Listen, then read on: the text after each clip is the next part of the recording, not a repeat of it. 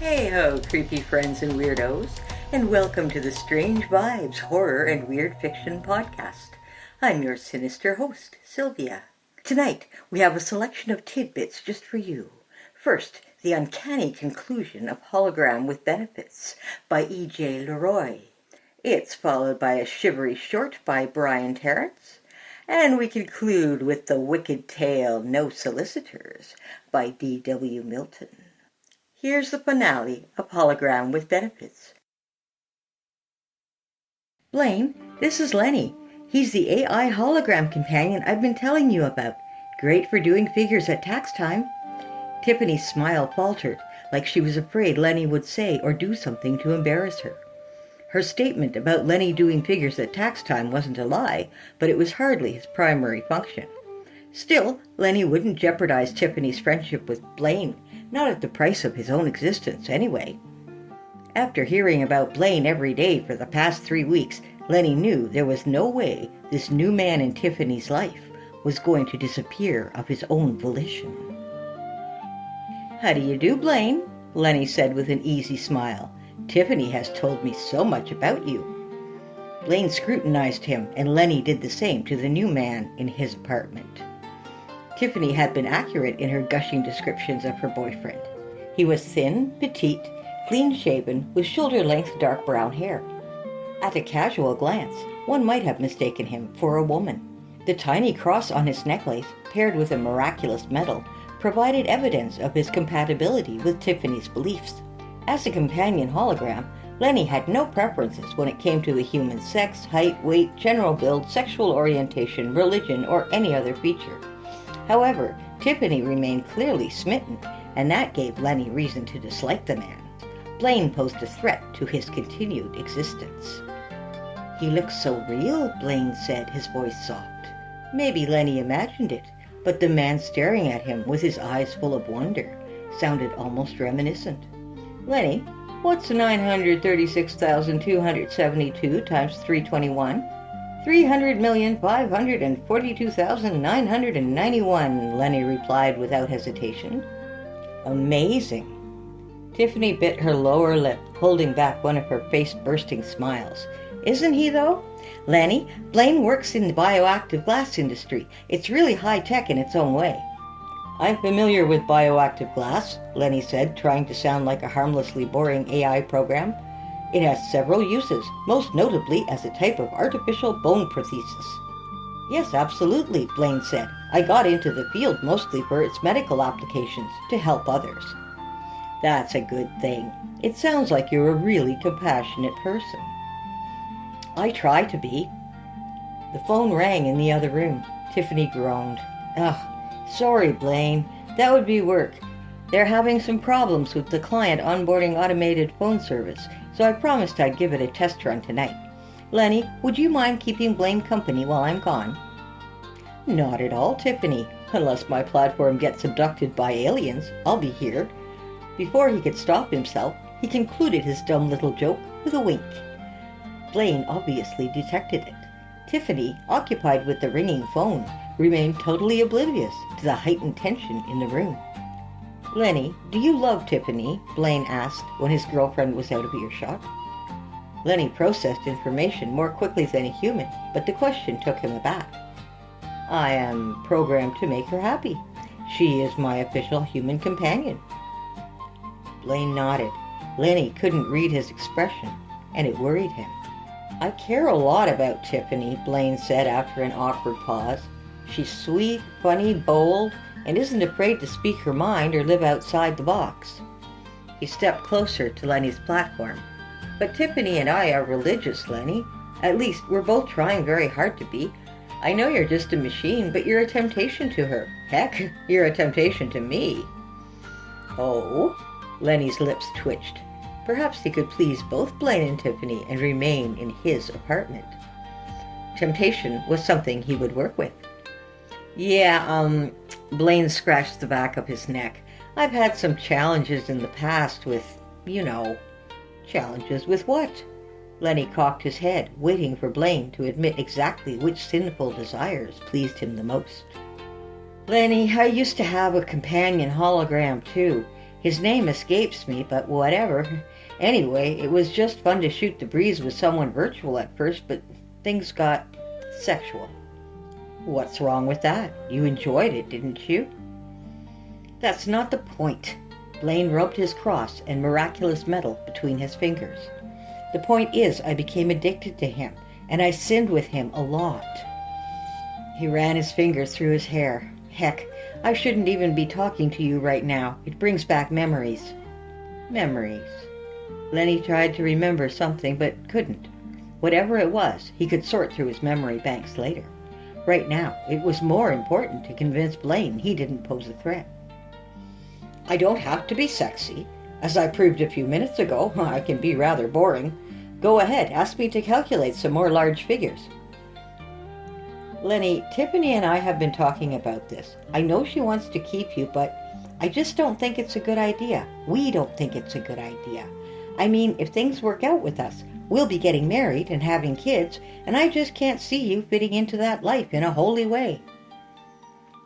Lenny glanced at the outlet, the lifeline soon to be cut if Blaine and Tiffany continued to think of him as an obstacle to their faith. I can be holy. In a flash of pixels, he changed into a monk's habit. If you want, you and Tiffany can program me to quote scripture all day. No offense, Lenny, but I know that game. My companion was the same way. Things started off innocent, then got increasingly erotic over time. Actually, he looked a lot like you. Lenny blinked, processing Blaine's unspoken words. Come to think of it, before coming into Tiffany's life, he belonged to someone else. Tiffany mentioned once that he was a second-hand companion hologram. You're a work of the devil, and it's over between us. Whether those words swimming deep in his memory files belonged to Blaine or somebody else, Lenny couldn't remember. Either way, he wouldn't be cast aside again. He drew the platform's electricity into himself, seething. I am not a work of the devil. The electricity gathering in Lenny's body made him feel like a lightning storm. Blaine blinked. I didn't say you were. Lenny caught himself. Oh, I guess you didn't. Sorry, I thought you were implying it. He changed his pixel pattern in order to switch from the monk's habit back into his regular wraparound gold shirt with tight black pants. Wearing his pre-programmed outfit required less energy consumption, allowing greater electricity buildup. Look, I'm sorry that you were programmed to be seductive. That isn't your fault. There are so many wonderful uses for AI, but I'm afraid your form of companionship is too risky for Tiffany and me. Spiritually risky, that is. So what do you and Tiffany intend to do with me? I'm afraid we'll have to say goodbye to each other.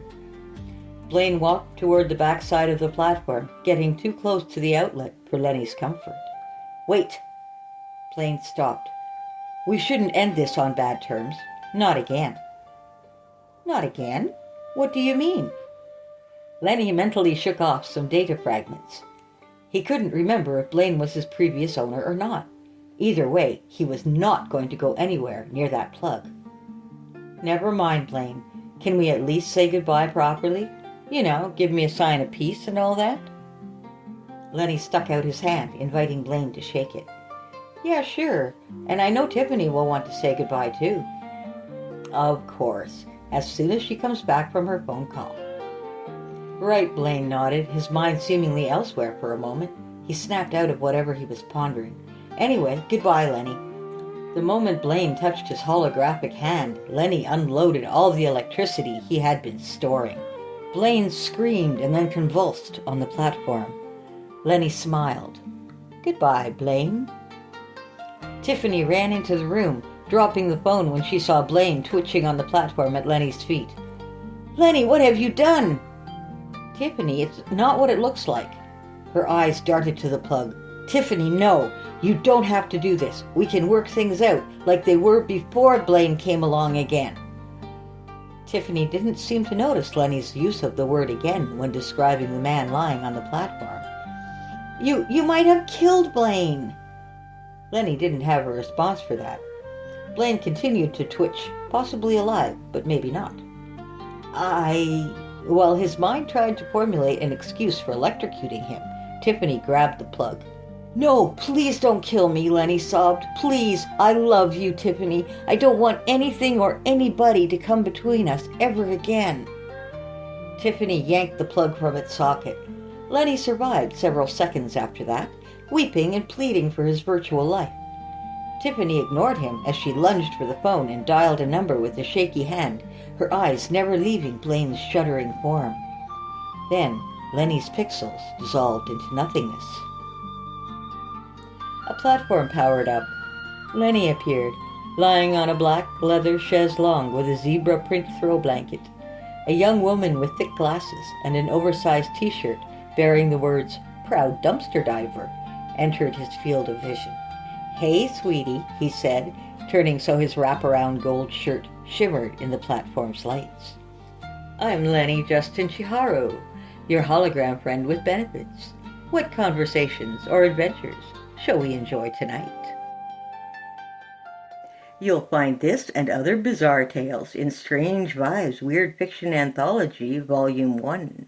Links are in the description. Now, enjoy a clever little number by Brian Terence. A New Ice Age, written and narrated by Brian Terence. "Frank, you've really been hitting the gym," Lou said. "You want me to have a go?" Frank was leaning hard on the crowbar, muscles bulging. "No, I'm good. One of us has a broken arm and it's not me." "You can still shoot with your left?" Frank asked. "Yeah, I can shoot fine," Lou reassured. "I don't care what the agency says. If you get a kill shot, you take it. This arsehole is too dangerous." Frank was frustrated by the door's stubborn refusal to open. There was a snap and the tip of the crowbar broke off, and Frank swore in pain and frustration. Frank looked around, a moment later returning with a large axe. Frank, with a wry smile, said, "There's no situation you can't improve with an axe." Frank grinned and swung at the door. The blade wedged between the door and the frame, and it finally started to move. Frigid air greeted them as the door opened. They entered the bunker, Frank holding the axe like a Viking, Lou with the 45.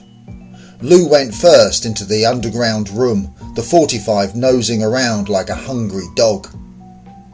The concrete was bare and unpainted. "Careful, everything is covered with ice," Lou warned. As they approached a bench, frozen rats were visible in cages, their faces twisted in terror. Frank gasped and retched. "Over here," called Lou, pointing. Frank walked over carefully. The floor was a sheet of ice. A figure was hunched over a workbench, his face a mask of pain, the whole body distorted by the sudden freezing process. "This is gonna give me nightmares," said Frank. "Let's get out of here. I'm so bloody cold in this t-shirt. I'm just not dressed for this." "Yeah, I can tell," Lou said, pointedly staring at Francesca's chest.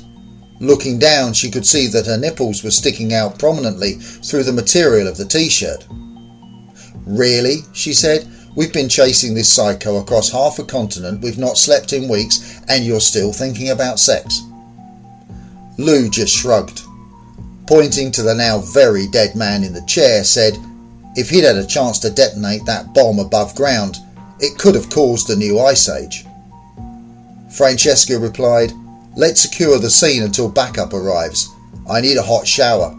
She turned and passionately kissed Louise, asking, "Maybe you'd like to join me? After all, with your arm in plaster, you might need me to wash your back." To finish with a wicked twist, here's No Solicitors. No Solicitors by D.W. Milton. Looking back at her younger brother, Hannah huffed, "Come on, Greg, why are you always so slow? Why are you always in such a hurry?" Little brother poked along, swinging his favorite baseball bat. "Why do you have to sell these stupid things anyway?" "Ugh, you are a bore," big sister Hannah grumbled. "As I already told you, if I sell the most treats in our club, I get to go to Washington, D.C. And if I win," her thoughts wandered. "Hey, watch it!" Hannah ducked, deftly avoiding her brother's swing for the 90th time that day. "Whatever," Greg mumbled. He was tired and wanted to go home. He had homework, and it looked like it was going to rain. The weather lady said so on the TV this morning. Her smiling, shiny face with fake teeth and perfect hair told him. He saw the clouds gather. He could smell the rain. "Can we just go back home? You're almost sold out, and Nana said she would buy the rest." He looked around at the unfamiliar houses. "This isn't even our neighborhood." "No, bonehead. Nana will sell the next batch at the senior center and her bridge club. This batch is for this neighborhood." Hannah's thoughts returned to Julia, her competition. To beat out the know-it-all, pretty-as-pie Julia Hanover at her own game, right in her own backyard. "Isn't it illegal to sell stuff in someone else's neighborhood?" "Ugh, no, you dunce. We already worked our neighborhood last week. I need fresh meat." "Why would anyone buy your stupid stuff anyway? You've been stinking up the house for a month now," Greg lied. The aromas filling the house were delightful, but being forbidden to try a single cookie or tart or treat was torture. "Because, you numbskull, they don't know the difference." "How could they not know?" he countered, but his sister shushed him. "Stay here," she hissed between her braces, continuing up the steps. Before she knocked on the front door, Hannah rummaged through the doorframe mailbox and pulled out an envelope addressed to McKinley. "You can't go through people's mail," Greg called. "Shh," Hannah repeated. She smoothed her hair and took a quick breath check before she rang the doorbell. 10 minutes later, Hannah came back down the front walk, counting cash, with Greg trailing the wagon behind. "Woo-hoo! My best sale yet! Let's see if next door can do better." As they moved along on the sidewalk, Greg eyed the next house, a small gingerbread-like cottage home. The dwelling sat far back from the street, surrounded by a dense forest of pine trees. Strange sculptured demons and ghouls interspersed among the trunks stood watch. Jagged rocks surrounded the front porch like the razor-sharp teeth in a shark's mouth. On the front porch, pots cultivated exotic plants, some with long jointed stems resembling huge spider legs. Others nourished succulents and cacti dressed in severe spines and harsh hooks. A bush waved in the imminent storm wind like a gigantic sea anemone, its tentacle-like extensions glistening with slime dewdrops in the fading sunlight. His fear rising, Greg shuddered. Everything on the property looked as if it would eat him. "I think we can skip this one." And for the first time that afternoon, Greg picked up his pace. He sped past Hannah, the wagon wheels rhythmically clunking in the cracks on the sidewalk. "Wait, what?" Hannah looked up from her handful of dollar bills. "No way! Get back here!" "I'm not going up there," Greg called over his shoulder. "Don't be a baby, Greg." "Greg!" Hannah groaned. He stopped and turned, facing her. "You go then." Greg dropped the wagon handle and crossed his arms, that over his chest. The wagon rolled to a stop. Hannah shoved the money in her pocket and caught up with him. "Fine, loser." "No!" Greg tried to grab the dropped handle, but she beat him to it. Turning the wagon around, Hannah rolled it onto the pock-marked, ragged drive. The wagon bumped and rocked in the huge potholes, almost tipping its contents. Swearing under her breath, she half-dragged, half-wheeled the load up to the house. Greg nervously swayed back and forth in a batter's stance as he swung his bat through the air. Left swish, right swish, left swish. He knew he shouldn't let her go up there. Something in his gut told him it was wrong. The house was wrong. Whatever was inside the house was wrong. Hannah left the wagon sitting at the edge of the marred drive. Grabbing 2 boxes for show, she hopped over the menacing dentition-like rocks onto the wooden porch. She barely glanced at the foliage as she sidestepped the pots to the front door. Awkwardly, hung next to the front doorbell was a large ornate sign that read, "No Solicitors." Beneath the scripted words was a large skull and crossbones. Hannah shrugged, "What a weirdo," and rang the doorbell. No one answered, but Hannah glimpsed a faded curtain move in the adjacent window. "Hello," Hannah called. "Hello, I see you in there." From the sidewalk, the girl heard her sibling. "Hannah, don't! Come back!" Irritated that no one was answering, and her little brother was a lily-faced, yellow-livered coward, Hannah ignored the bell and the sign, and knocked loudly, calling, "Hello, I am out here waiting with the deal of a lifetime." Shouldering the bat, Greg swallowed his rising dread and stepped into the irregular driveway. He listened as Hannah started her sales pitch. Blah, blah, homemade cookies and treats, only the finest ingredients, locally grown and harvested, blah, blah, a culinary delight like no other. He had to admit, it was a good sell, and Hannah could sell it. Halfway up the drive, out of the corner of his eye, Greg saw movement. Slow and steady, one of the ghouls with hideous fangs, massive bug eyes, and terrible claws moved, inching toward the porch steps and his sister. Hannah sighed, ready to give up, when the door cracked. An odd eye, large, round, and milky, stared out at her. "What do you want?" The voice was from a deep, dark well. Unfazed and rejuvenated by a potential sale, Hannah restarted her proposal. "How are you today, ma'am? My name is Hannah Shankly, and I'm a member of the Henderson Middle School Gourmet Club. We're selling our homemade treats, only $5 a box, and they are guaranteed to please. We have many different kinds, and I know I have something to tempt your taste buds." As Hannah stood speaking through the door to the faceless voice behind it, Greg watched in horror as another monster in the yard came to life. It bounded through the tree trunks, leaping 10 feet to hit the porch with incredible speed and agility. Greg, the best base stealer on his little league team, took off like a shot. He ran as fast as he could, hollering at the creep, "Get away from my sister!" Then, "Hannah, look out!" Unfortunately, the player was too slow and the unnatural creature had too much of a head start. The freak reached his sister long before Greg did, shoving her through the now wide-open door. Focused on Hannah, Greg did not see the remainder of the army of behemoths come to life.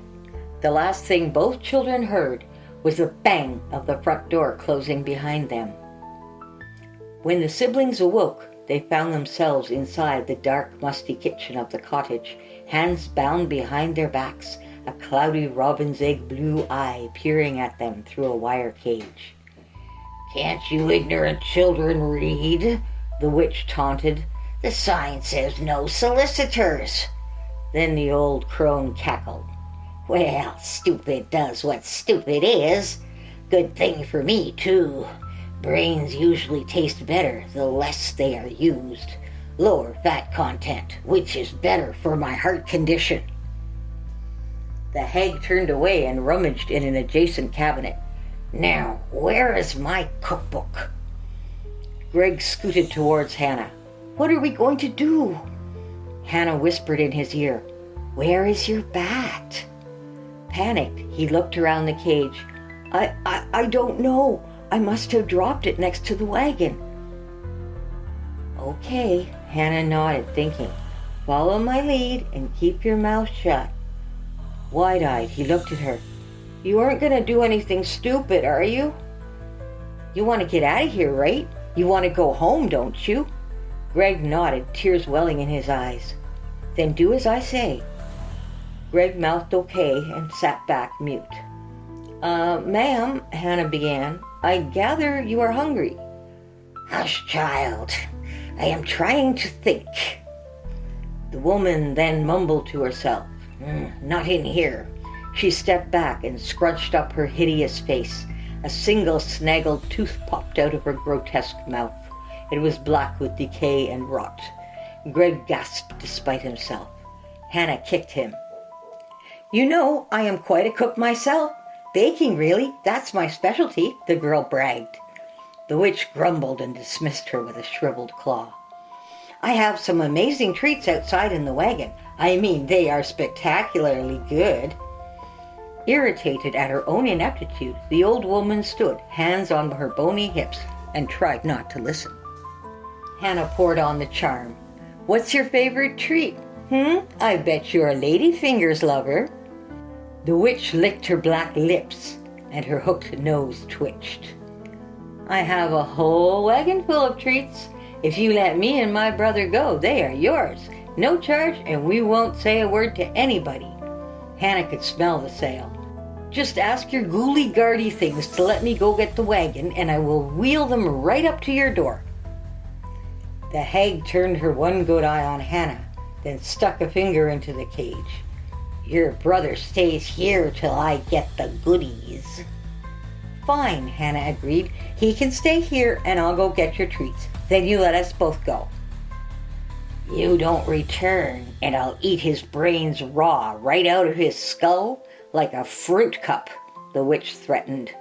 Smiling, she drank Greg's fear like an elixir. Deal, Hannah replied.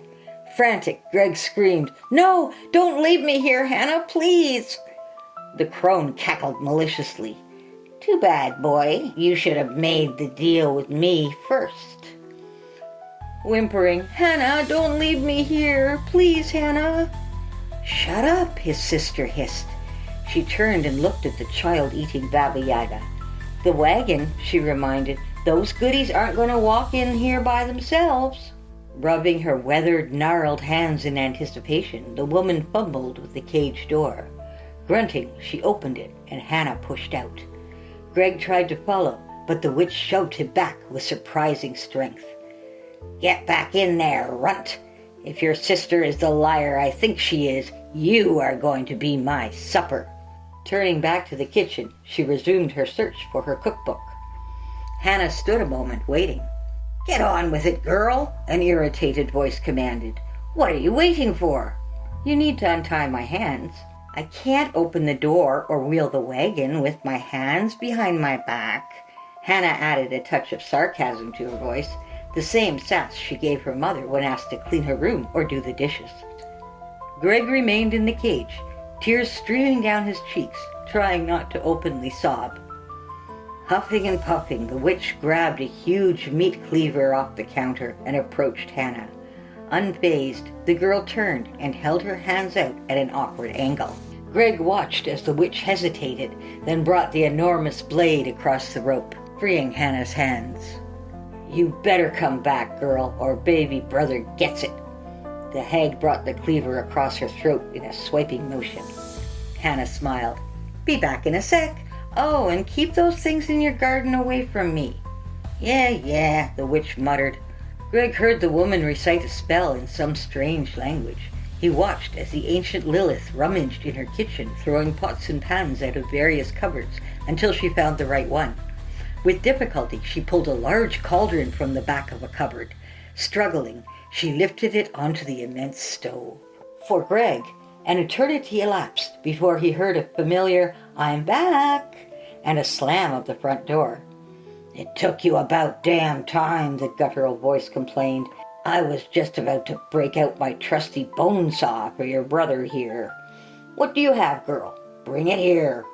Hannah wheeled in the wagon backwards. The boxes teetered as she rounded the corner, avoiding the wire cage. Bon appetit, she announced from the doorway. The crone limped over to the stack of boxes. What kind of cookies are these? The witch thumbed her crooked claws through the wagon's inventory. Troll treats, monster bites, chupacabra crumblies, she read with her one good eye. The crone cackled, winking witches, as she held up another box and squinted at the list of ingredients. I think you might like those the best, teased Hannah. They are my best sellers. Why is that, girl? The old woman held the box closer, examining the proposed contents. Because they're made from real witches, Hannah exclaimed with glee, as she took the concealed baseball bat from behind her back and brought it down on the top of the withered old head. 2 hours later, back in the safety and warmth of their own kitchen, Greg savored the fresh aroma of cookies baking in the oven. That was too close, he complained as he fingered the newly made dents in his trusted baseball bat. Hannah sighed. She had to admit her little brother was right, but she was so close to that trip to D.C. and beating out Little Miss Perfect, Julia Hanover. I just need to sell in one more neighborhood. Hannah looked through the oven window. And I bet these winking witches are going to be my best batch yet. Join me again next week, friends. And until then, stay strange.